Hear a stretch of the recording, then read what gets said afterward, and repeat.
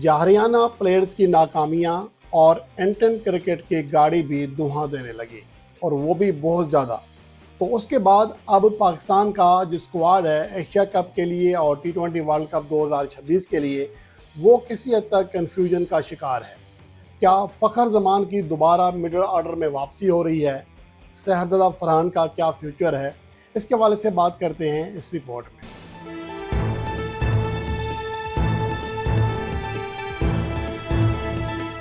Pakistan cricket team जिसके हवाले से काफ़ी हद तक ये बात क्लियर हो चुकी थी कि एशिया कप और T20 वर्ल्ड कप 2026 के लिए बाबर आजम और मोहम्मद रिजवान के लिए जगह पाना बहुत मुश्किल है, क्योंकि पाकिस्तान के मौजूदा टीम ने बांग्लादेश के खिलाफ होम सीरीज़ में जिस अंदाज में परफॉर्म किया, उसके बाद सेलेक्टर्स के, फैंस के, मुबस्सिरीन के हौसले बढ़ चुके थे।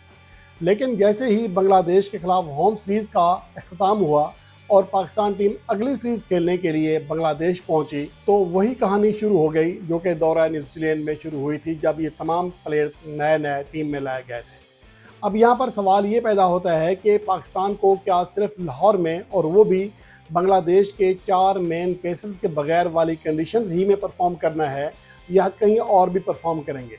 यहाँ पर मैं आपके सामने पहले ही हक़ाइक़ बता चुका हूँ गुज़श्ता रोज़ भी, कि इस अरसे में पाकिस्तान ने अवे मैचेस में बदतरीन परफॉर्मेंस दी है। 7 में से 6 T20 मैचेस ना सिर्फ हारे हैं, बल्कि पाकिस्तान के किसी प्लेयर का स्ट्राइक रेट 134 से ऊपर नहीं है, मासवाए हसन नवाज़ के। और हसन नवाज़ का स्ट्राइक रेट 158 ज़रूर है, लेकिन सिर्फ एक इनिंग्स की बदौलत। बाकी 6 में से 5 इनिंग्स में वो 0 पर आउट हुए हैं और एक इनिंग्स में 1 रन किया है। तो मजमूई तौर पर देखा जाए तो पाकिस्तान की बैटिंग लाइन बुरी तरह फेल हुई है, जिससे हम इंटेंट और एग्रेसिव क्रिकेट का नारा लेकर आए थे। पावर प्ले में हमारी सूरत हाल बेहतर नहीं है, मजमूई तौर पर हम बड़ा स्कोर करने में नाकाम हो रहे हैं।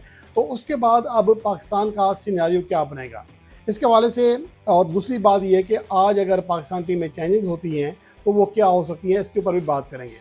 पहली बात तो ये है कि क्या फ़खर जमान की दोबारा मिडल ऑर्डर में वापसी हो सकती है?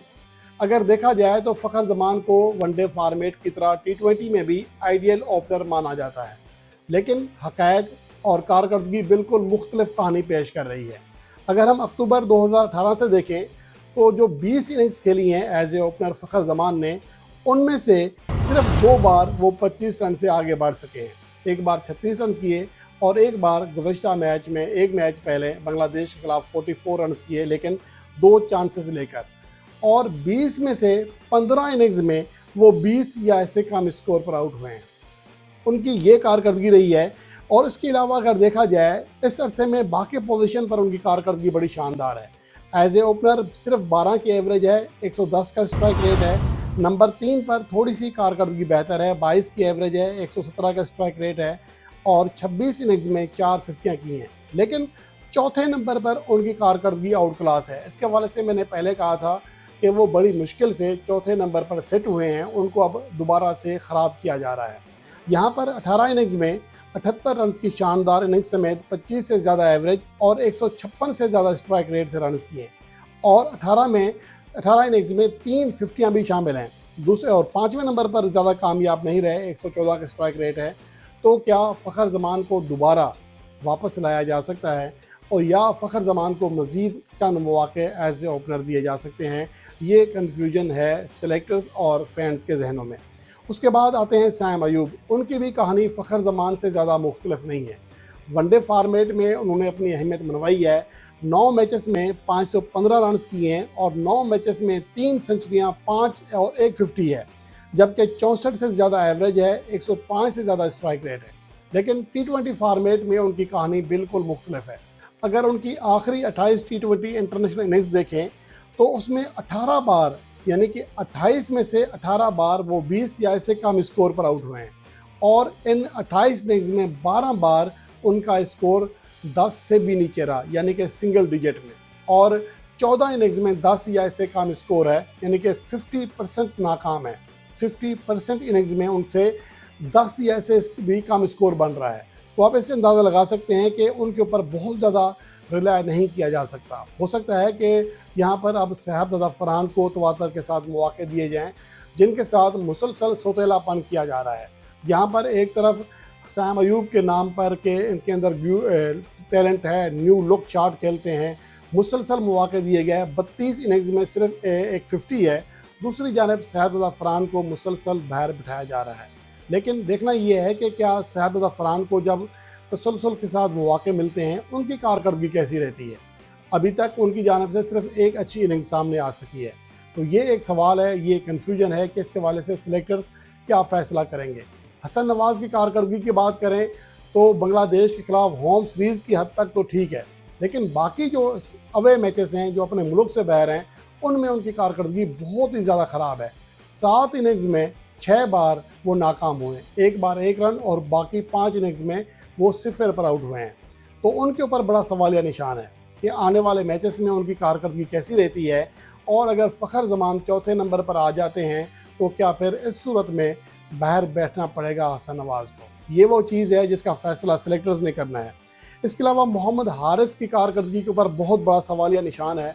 बांग्लादेश के खिलाफ होम सीरीज़ में उन्होंने परफॉर्म ज़रूर किया, लेकिन अपने मुल्क से बाहर जाते ही उनकी कारकर्दगी में एक बार फिर वही चीज़ सामने आई है जो कि बांग्लादेश के खिलाफ सीरीज़ से पहले थी। अब तक वो इस साल 7 अवे इनिंग्स में सिर्फ 9.85 की एवरेज, यानी कि 10 रन फी इनिंग से भी कम एवरेज, और 116 के स्ट्राइक रेट से रन कर सके हैं। उसके अलावा सलमान अली आगा, उनके ऊपर भी सेम वही चीज़ है कि वो अपने मुल्क से बाहर मुसलसल फेल हैं। 7 अवे इनिंग्स में उनकी जो एवरेज है वो 30 से नीचे है, लेकिन बेहतर कही जा सकती है, लेकिन स्ट्राइक रेट 115 है। और ये उनकी कारकर्दगी है जिसकी वजह से उनके ऊपर भी बहुत बड़ा सवालिया निशान खड़ा हो चुका है। तो इस लिहाज से देखा जाए तो पाकिस्तान की अगर बैटिंग लाइन की सिर्फ बात करें, बॉलिंग लाइन में तो चेंजेस होनी है, क्योंकि हसन अली ने आना है, शाहीन अफरीदी ने आना है, हारिस रऊफ आ जाएंगे। लेकिन बैटिंग लाइन की बात करें तो हो सकता है कि वेस्ट इंडीज़ के टूर तक पाकिस्तान की मौजूदा टीम यानी कि मौजूदा बैटिंग लाइन को मौके दिए जाएँ, अखाड़ पिछाड़ करके, मामूली तब्दीलियाँ करके, जैसा कि शहजाद फरहान को ओपनिंग कराई जाए सैम अयूब के साथ। अगर पाकिस्तान ने इन्हीं प्लेयर्स को मज़ीद मौके देने हैं तो फ़खर ज़मान चौथे नंबर पर खेल सकते हैं और हसन नवाज़ को ड्रॉप किया जा सकता है। लेकिन अगर ऐसा नहीं करना तो फिर ये भी मुमकिन है कि सैम अयूब को बाहर बिठाकर शहजाद फरहान को मौका दिया जाए। इस सूरत में फ़खर ज़मान और शहजाद फरहान की ओपनिंग जोड़ी को देखना चाहिए। हसन नवाज़ को 7 इनिंग्स में जो नाकामियाँ हुई हैं, 6 इनिंग्स में, 7 में से 6 अवे इनिंग्स में, उनको दौरा न्यूजीलैंड तक मौका दिया जा सकता है। लेकिन अगर पाकिस्तान के प्लेयर्स का यही हाल रहा, नाकामियों का सिलसिला यूं ही जारी रहा, तो फिर मुझे नहीं लगता कि मौजूदा सिलेक्टर्स चाहे कुछ भी कहें कि दौरा वेस्ट इंडीज़ के बाद इन प्लेयर्स को सपोर्ट नहीं कर सकेंगे, इनको स्क्वाड में बरकरार नहीं रख सकेंगे जिनकी कारकर्दगी में इतना ज़्यादा खला है। लेकिन आने वाले मैचेस इस हवाले से बहुत ज़्यादा अहम है, ख़ास तौर पर आज का मैच जिसमें पाकिस्तान टीम को परफॉर्मेंस देखने के बाद सिलेक्टर्स ने फ़ैसला करना है कि दौरा वेस्ट इंडीज़ के लिए क्या पाकिस्तान के स्क्वाड में चंद ज़रूरी चेंजेस की जाएँ या नहीं। लेकिन मुझे लगता है कि अभी भी अगर बाबर आजम और मोहम्मद रिजवान के वापसी के हवाले से बात की जाती है तो वो सही नहीं है। कम से कम वेस्ट इंडीज़ के टूर तक, वैसे तो अफ़गानिस्तान के ख़िलाफ़ सीरीज़ तक भी इसी स्क्वाड को बरकरार रखा जाए। फिर ये नहीं कहा जा सकता कि इनको मौके नहीं मिले थे, एक सीरीज़ में नाकामी के बाद सबको चेंज किया गया, तो उनको मौका देना चाहिए। लेकिन जो खिलाड़ी जहाँ पर परफॉर्म करता आ रहा है वहाँ पर उसे मौका दें। जैसा कि फ़खर ज़मान अगर अगले 1-2 मैचेस में भी एज ए ओपनर क्लिक नहीं करते तो उनको दोबारा वहाँ लाया जाए जहाँ पर वो परफॉर्म कर रहे थे। शहजाद फरहान की भी परफॉर्मेंस देखना पड़ेगी कि उनकी परफॉर्मेंस कैसी रहती है। तो ये वो चीज़ें हैं जो कि आने वाले चंद मैचेस में पाकिस्तान के सिलेक्टर्स ने डिसाइड करनी है। टीम मैनेजमेंट को चाहिए कि सिर्फ सैम अयूब के ऊपर तकिया करने के बजाय टॉप परफॉर्मर शहजाद फरहान को भी तसलसल के साथ मौके दें। ऐसा ना हो कि सिर्फ हम सैम अयूब के चक्कर में हम ये कर दें कि शहजाद फरहान की फॉर्म भी खो दें और ऐसे मौके पर उन्हें मौका दें जब एशिया कप शुरू होने लगा हो। तो ये चीज़ पाकिस्तान के लिए और शहजाद फरहान के लिए किसी भी तरह अच्छी नहीं होगी।